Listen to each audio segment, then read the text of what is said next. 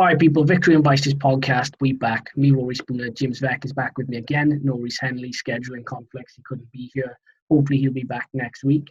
But you've got us, and we got all the latest news and views. So to start with, Diego Maradona. We got to pay a tribute to Diego. He passed away earlier on today. The news broke about an hour ago.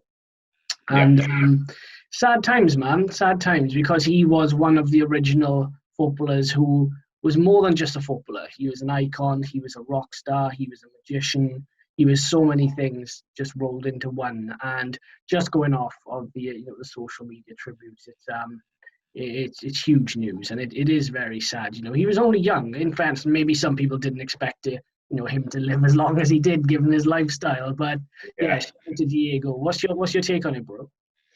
Yeah, so everything you mentioned there, he was more than just a footballer. I think most people would agree with that. But in terms of football, many people would regard him as the greatest player of all time. We talk about the greats of today, Pele's, George Best, but I know people like Gary Lineker, a lot of the sort of previous generation of footballers will tell you that Maradona is the greatest player they've ever seen. And I wasn't really around. A lot of people weren't around to kind of see him in his prime, but you look back at him in that World Cup and around those years for Napoli, and it's absolutely unbelievable player. I was watching a video the other day of him. I think it was for Napoli, in those really high shorts, those mad kits, just doing just showboating, and you could just the level of control and skill that he had with that ball was something that probably a handful of players you could maybe argue on that same level. So a huge loss. Was he 60? Yeah, he was only 60. Yeah, that was it. But like you said, from very, very young, perhaps unsurprising to the people who knew his lifestyle activities. But if you were to ask him, I don't think he'd do anything differently. I think he'd probably do it all the same again, because there's some life that he's had. Yeah. If you're going to leave a legacy behind, leave a legacy like his. Whether he was controlling a football or an 8-ball of coke, like, it didn't matter. That guy, he knew what he was doing. And it's a sad day. It's a really sad day. It's like you said, he was the generation that came before us. He was their Lionel Messi. He was that guy of that generation. And I remember my father talking about him. I remember all the other adults talking about him. I remember growing up learning about the hand of God and all these other things, and he was just, I don't know, he was different, bro. He really was cut from a different cloth, and every generation you get players like him. There was maybe sort of Pele around that time, George Best. Now you've got Ronaldo and Messi and R9 and Zidane, and all these lads are in the same bracket. They're incredible players. That by the way, that George Best and Maradona party tonight is going to go off wherever they are together. Let me tell you. Tell me about it. Well, a few Miss Worlds, a few drinks. That's just the reception to start the night. Like, that's gonna be a fucking the after party. Yeah, wait. Oh yeah, but shout out to Diego Maradona. May he rest in power. It's sad news, but our thoughts obviously with his family and friends and the footballing world. We'll sort of move on to from Maradona to some transfer news that me and Becky were discussing earlier on, which is actually very interesting. It came up the other day, which was Isco. Now, Isco was linked with Everton. He was linked with Inter Milan as well. Me and Becky are going to focus more so on the Everton side of things. What's your take on that link initially? I mean, do you think Isco would be a decent signing for Ancelotti and Everton? Well, I think firstly, you go back maybe 12 to 18 months, you see an Isco linked to Everton, you'd have a bit of an eyebrow raise in terms of, really, Isco to Everton. And you fast forward to now, and it's kind of not so much as a surprising link, considering the type of calibre of player they've got there now under Ancelotti. So I mentioned to you, before we started recording, that I kind of see his position where James Rodríguez is normally, but as you pointed out, and he has played out wide and in slightly other roles. So if he was to go to Everton again, obviously just rumours at the moment. I would be intrigued to see which one of them is going to play where, because they can both kind of do that, both to play out wide, play number 10, play somewhere in the middle. So it wouldn't surprise me. It'd be an excellent signing if they could get him in there. But you mentioned Inter Milan. I think with Everton having Rodriguez, I could probably see him maybe going to Inter Milan instead, because I don't think Christian Eriksen is quite what they want to do. So yeah, that's where I kind of see him going. But it's not a surprising link, really, to see him getting linked to go to Everton. Yeah, the Inter Milan link you said there is interesting because Eriksen me and Reece actually spoke about an Eriksen and Xhaka swap the other day that came up, and Eriksen just hasn't caught fire in Italy, and I think he wanted a Madrid move, whether it was Real or Atletico. So I suppose from that standpoint, it makes sense. Obviously, Isco's father came out the other day and said, my son wants to go to a different league. He doesn't want to stay in Spain. He wants to experience something new. So that would logically put him in, well, maybe PSG, I suppose, depending on what they want to do. But you would say the Premier League or maybe Serie A. So, yeah, it's interesting. I think he'd do well. I think if Everton were to bring him in, he'd probably play a little deeper than James Rodríguez. I think James Rodríguez would play a bit further forward. But, I mean, if you were to accommodate Isco, he could play in a variety of different positions. Fee-wise, I don't think he'd cost the world. I think he'd cost maybe 30 million plus. And for a club like Everton, that's a solid investment. You know you're going to get a good player. And what you have also is something that when James Rodríguez joined, a lot of people kind of poo-pooed it. They were like, oh, no, it's a shit deal. What are you doing? Oh, my God, he's past it. You know those lot.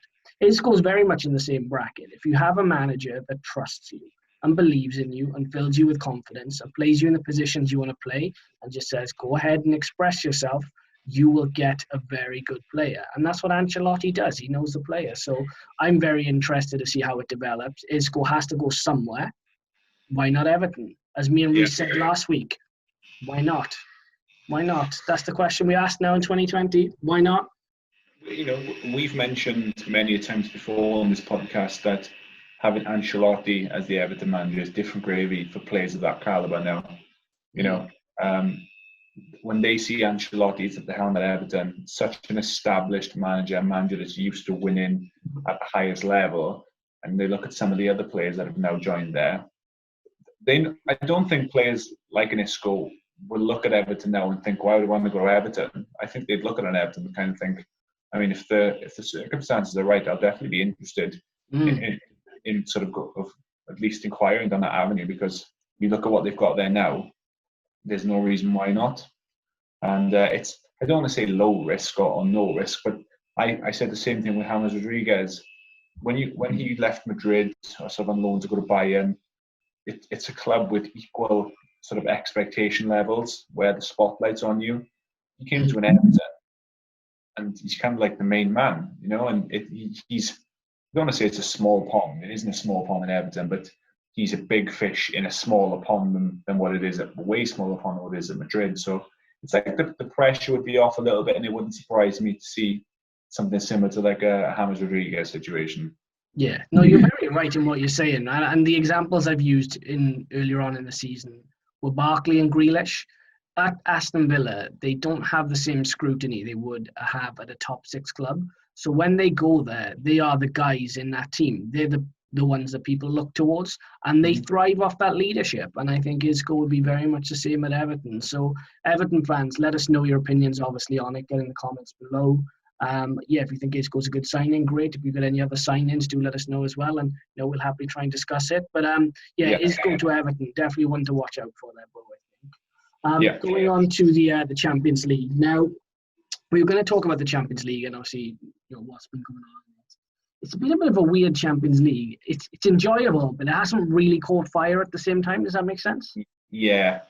It there's been some good games. We can't say it hasn't. There's some interesting groups, tasty groups actually, I would say. Some groups where some big sides look like they might not get through, which always spices things up a little bit. I don't know if it's to do with the sort of the lack of crowd. I say I don't know. It is obviously to do with that, but I think last season, the coronavirus sort of stopped. Was it halfway kind of through the Champions League? We were already because it was February, March, wasn't it? It all kicked off. And I'm pretty sure, some of the knockout stages had just started being played. It was one of Liverpool games, and one of the other games were the last games. Liverpool Atletico, that was the one. Yeah. So last season, we kind of didn't have that full Champions League campaign without fans. So it's sort of like we just rode the wave and carried on. So, you're going to finish the Champions League. But this year, we from very start to end, or well, maybe by the end, we might see some fans we don't know. But from the beginning, it's just been that flat atmosphere all around, isn't it? So you wonder if that's also contributed to some of these group sort of positions the teams are in, because you look at the lack of fans at home, and you wonder if it's caused some of these shake-ups in the group. So yeah, it's not been the same. Let's not beat around the bush with that. I'm sure we'd all agree that having any Champions League is better than having no Champions League, but I'm pretty sure we'd see quite a difference if we managed to get some fans back in the stadium by the end of the tournament. Yeah, do you know the news about the vaccine? Me and Reece talked about it last week. That's incredible, because if we can get fans back in stadiums by maybe sort of April to May time, just for the sort of the climax of the season, that would be superb, bro. Because I think we all need a dose of normality, because COVID's really shook everything up. Like you said, having no fans there evens the field. That you've got these smaller clubs that are going to these bigger stadiums where usually they'd be passed off the park and they'd be there, they'd be intimidated. It's not happening. It's not there. They just go. They get stuck into them. You can hear every single word. They're not scared. And I think fatigue as well is playing a big part. You look at some of these teams, they're really struggling, bro. Like Real Madrid are the perfect example. We talked about them last week, about how they're trying to buy their way out of trouble now in the summer or the summer after, depending on finances. The spine of their team is just done. It's just gutted, bro. Like even Sergio Ramos, the guy that never gets injured, pulled up the other day with a hamstring injury. And COVID's really going to shake it up. I mean, could you see a surprise winner of the Champions League, do you reckon, this year? I'm not too sure on that. I think you look at teams like Bayern Munich again, some squads have serious depth, like that Bayern Munich side. You're absolutely right when you say about Madrid, Barcelona. Barcelona in La Liga are absolutely mediocre at best at the moment, but they seem to be sailing through their group just fine, which just happens sometimes. How you perform in your domestic league doesn't always correlate with how you perform in the Champions League. I can definitely see, maybe similar to last year, some of the underdog clubs get into the latter stages. You think Lyon aren't in it this year because I think they finished 7th in the French league last year, but they made it to the semi-final. Actually played quite well against Bayern Munich, give them a bit of a scare. So I can definitely see, it looks like already got Madrid are in trouble in the group. Inter Milan are in trouble in the group. PSG are in trouble. United's group. We'll come on to that, in a few minutes' time. But there's some big sides that could go early doors. And then you get to the knockouts, and it wouldn't at all surprise me to see at least a team, maybe 2 teams, get into the quarters and semis that wouldn't normally be there under usual circumstances, should we say. But you look at clubs going through transition stages like Madrid and Barca. The pandemic isn't helping this, because the rate of the fixtures, they're just coming thick and fast. And when you're through transition, you don't need that. You really, really don't.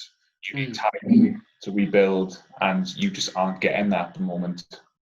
Yeah, COVID's really put a spanner in the works. I'm trying to think of one team that I would maybe say would be an underdog, but I can't really think of one thus far. I mean, are Manchester United an underdog, would you say? Are United I mean, you would say yes in terms that they haven't really got anywhere near the latter stage of the tournament in recent years.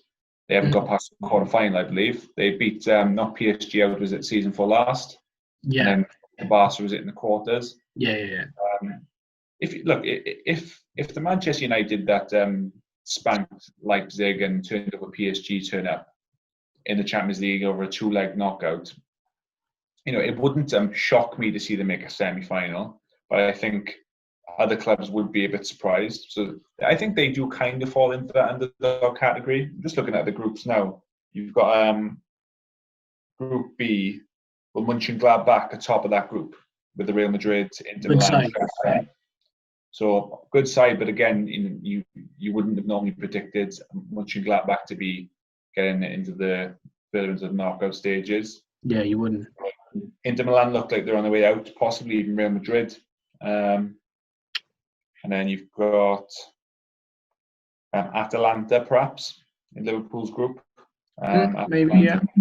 They play some good stuff. So, look, some of these teams are going to have to get there because not the big guns are going to get there. So we're going to see someone like an Atalanta or a Mönchengladbach or somebody in the quarters, maybe even the semis.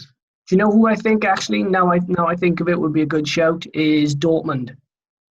Yeah. And they're not necessarily underdogs as such, but they wouldn't be one of the most fancied. But, man, if you can keep Haaland fit, that guy is a tank. He's going to be the player of his generation, potentially.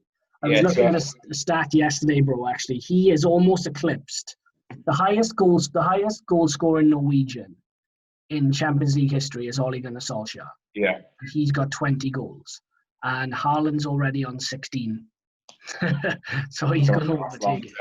Yeah. You've got Lazio in that group as well, which are right behind Dortmund, and they play good football as well. So there's a lot of good footballing teams. You've got Lazio, Atalanta, Mönchengladbach, who play, as people like to say, the right way, really pleasing football on the eye. So I wouldn't mind any of those teams sort of progressing further at all. Yeah, Sevilla's another interesting one, actually, now I think about it. Sevilla are a very good side. This might be the one season that they don't drop into the UEFA, I was going to call it the UEFA Cup, the Europa League, should I say, and actually win it because, COVID has thrown such a spanner in the works that your traditional sides that drop into the Europa League, they're just not doing it right now. They don't look like doing it. They're a weird side, aren't they, sometimes, because they seem to dominate the Europa League. And then they get to the Champions League normally and they sort of run out of ideas, they run out of steam. But as you rightly said, 2020 is a year like no other. So we couldn't rule out one of these teams getting to the final, maybe even two of them. You look at years when Porto and Monaco win the final as one people. It does happen. Yeah, it does. It does happen. Yeah, it will be very interesting to see how it evolves. I'm hoping it's a bit more exciting as the knockout stages come and we maybe get a few bigger ties. But again, in the comments below, let us know, people, if you have a favourite you think might win it, if you think there's going to be an underdog that might win it. Give us your opinions on it. We want to know. For those who don't know, I think the draw is December the 14th for the last 16. I guess 4 teams already qualified: Chelsea, Sevilla, Barca, and Juve. Before it's obviously Bayern a 3 from 3. They look like they're about to go through. City are looking good. Liverpool looking good. Manchester United are looking good, but they only need a point. But their last 2 games are the 2 hardest games. They've got PSG at home, Leipzig away. So, I mean, it's really not against the odds for them to lose both those games. You would not put it past them, yeah. And, it wouldn't be the most ridiculous thing to happen. They're both good sides.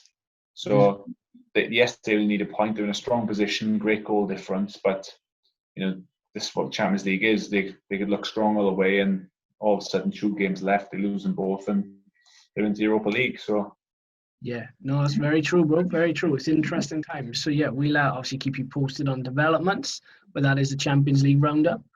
Going on to FPL. Oh, man, what a week. What a week. Vectacular. Storm back. He's been bantered on this podcast, and he came back and he thumped the boys. So Becky ended on 89 points. Reese ended on 55. I ended on 73, which puts Becky on a total of 542, me on 541, and Reese is on 512. The top person in the league, again, apologies, bro, if I'm saying your name wrong, Havon Senor. I might be saying that wrong. I don't know.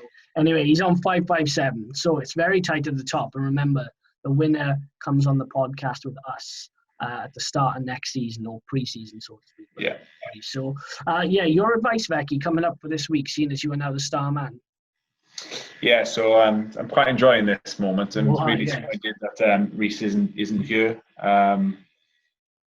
Because I would quite like to rub it in with him live on air, but he's preoccupied with other things. Probably just a bit upset and miserable. I'd imagine that's the reason why he can't be here. But the other day I put that Homer Simpson emoji in the group where Homer's in bed and he's tucked up in bed.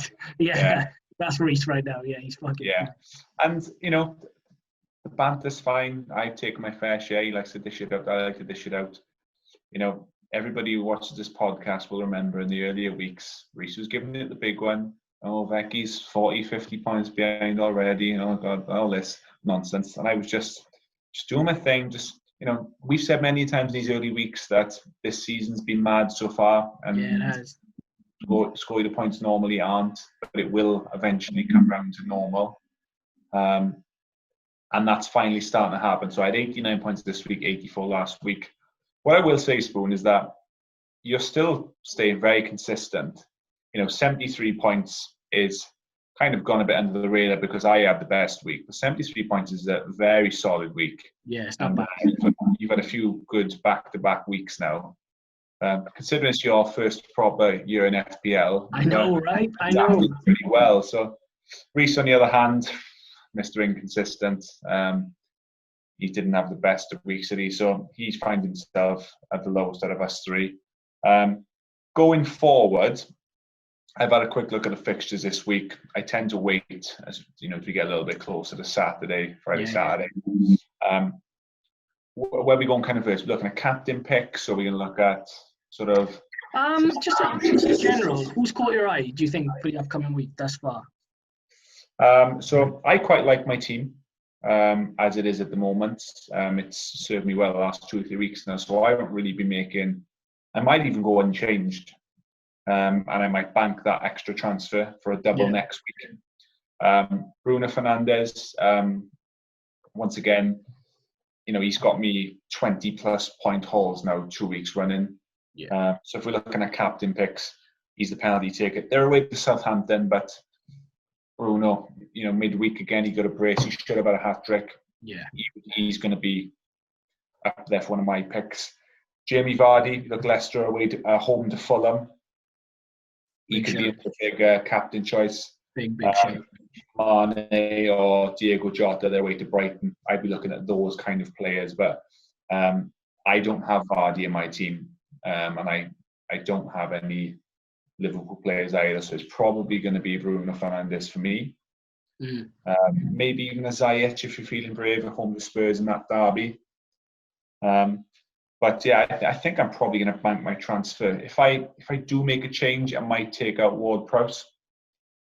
Trying to think who I would really bring in. I need to have a proper look at it, but I've got some money in the bank. Got about 2 million in the bank, so there's a little bit of a wiggle room there. So. Yeah, if you're gonna listen to me, I'd look at a Jamie Vardy or a Bruno. If you've got a Liverpool forward, that would be my captain pick this week. And I think I'm going to change. What about you?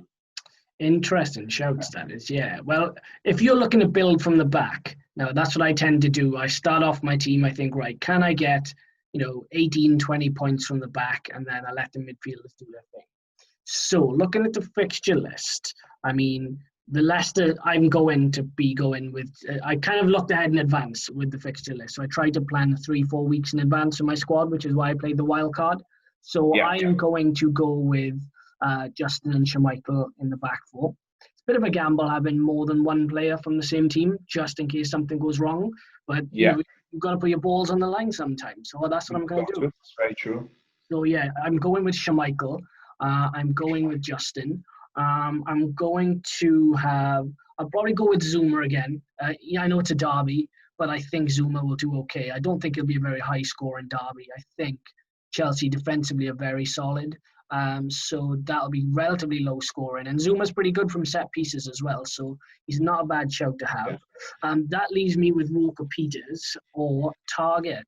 Target really let me down because I think he was 4.5 million and Konsa was 4.7. And I thought, you know what, let me put in Target because he's a left back. He might get an assist. Conser goes and scores a header, gets it, 8 points, whatever he got, and Target got nothing. And I just remember fucking thinking, oh my God, this is ridiculous. It's FPL for you in a nutshell, isn't it? But I'll give you a sort of a cheap and pricier option. There's one player I've had in pretty much since he came back from injury earlier on in the season, and I think he's giving me a decent haul every week, is Chilwell. Yeah. Ben Chilwell, even when he hasn't got a clean sheet, he's either assisted or scored a couple. So he's just been an absolute wizard for me. He is 6.1 million at the moment, but he seems to be pretty much a banker to just get you points so far this season, no matter who they play. Yeah. Because Chelsea are looking quite strong defensively now. So from a clean sheet perspective, he's a pretty safe bet. And then they're playing Spurs. All right, tough game, but there's going to be goals in that game. There's a decent chance that Chilwell could be involved in that. Yeah. So if you got the money, he might be worth a shout. My cheaper option is someone who's been quietly doing the business for me for a number of weeks now, and that's Shea Adams. He has. Yeah, I did. So he got me 7 points this week. He's got me, I think 6, 7 points, 5 points in the weeks before that. £5.9 million. So he's a very good, cheap alternative option. And, he's not a defender. So yes, they're playing Manchester United, but if there's goals, there's a very good chance he could be involved. It doesn't matter if Southampton lose 3-4-1 to United or 3-2. He could very well get you points. And if you're someone who's got maybe like a Rhian Brewster or a cheap striker who's not doing the business and you just need to freshen it up, Shea Adams is your guy because he's always involved in goals for them. Even if it's Danny Ings is scoring them, Shea Adams is normally assisting them, or the other way around. So if you're looking for a cheaper option, that would be my pick, Shea Adams. Yeah, fact. I agree. Yeah, good shout, bro. Very good shout, actually. Just looking at the fixture list again, going back to obviously building from the back, I would say any Man City defenders against Burnley. Man City home to Burnley. If you're getting a Laporte or a Diaz, you want them in. I think that's a pretty good shout. Looking at the Everton game against Leeds, if you wanted Calvert-Lewin to be a captain, again, very good shout. He's on flames right now. He's doing very well.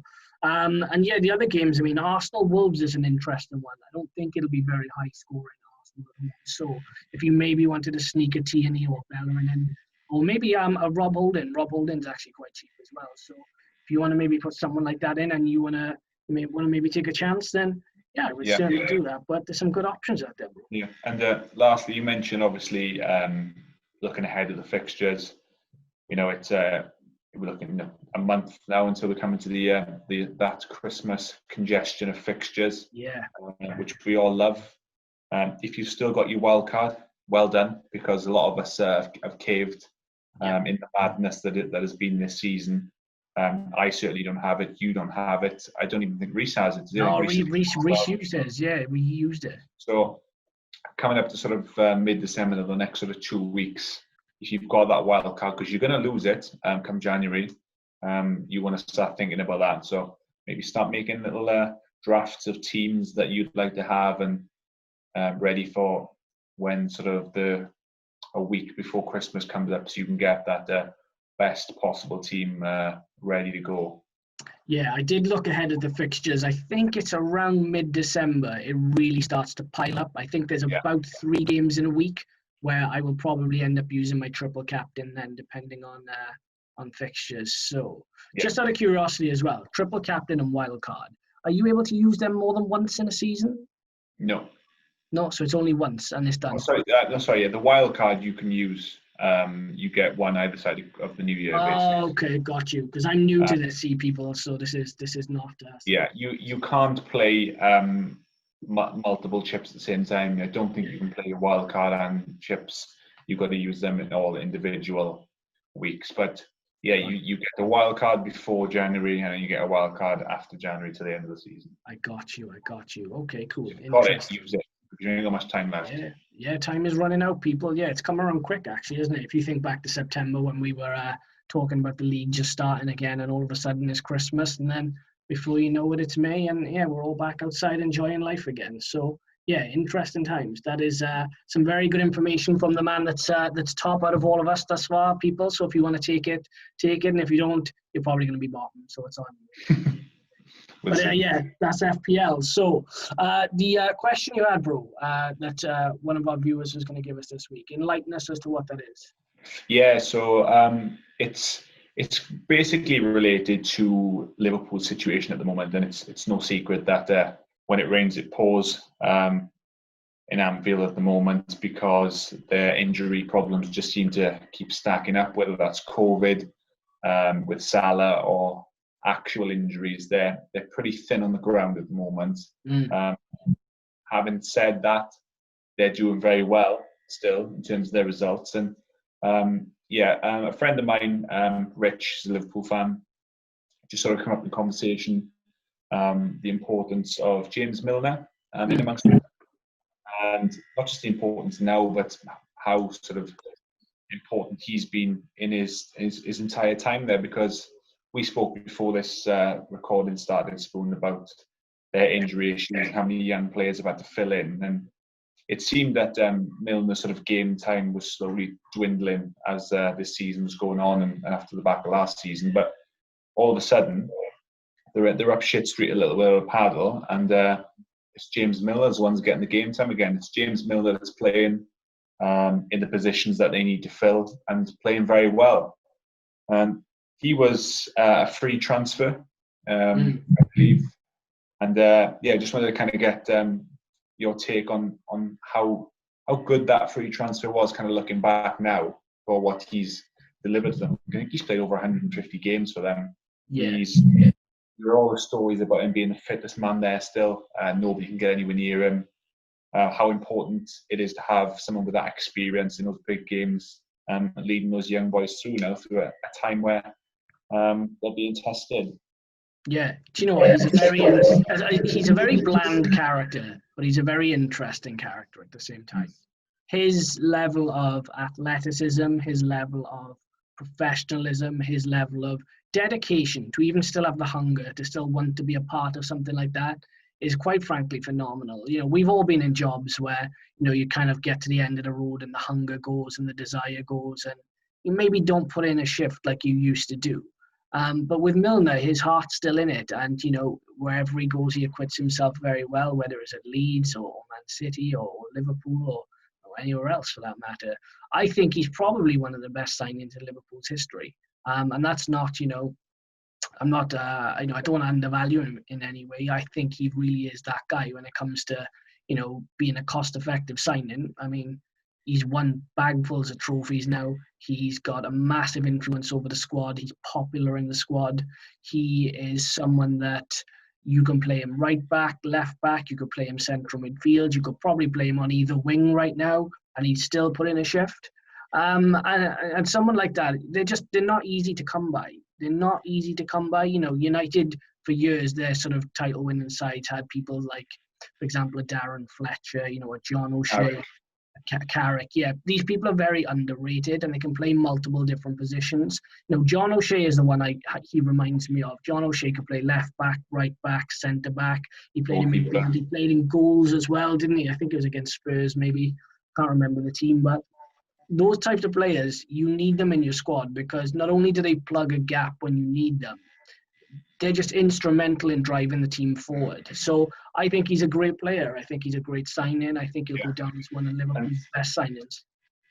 Yeah, and you know, he's played for, you know, Man City and Liverpool, which are teams that, as United fans, we're not overly fond of. So we're not going to act like we absolutely love James Milner as a football player. But as you rightly said, can't take anything away from his achievements, his attitude, his consistency, longevity, all those kind of things, because, you know, he burst on the scene as a 16-year-old, and in more cases, or more often than not, when that happens, a lot of those players aren't, you know, still performing at the level that Milner is. Was he 34, 35?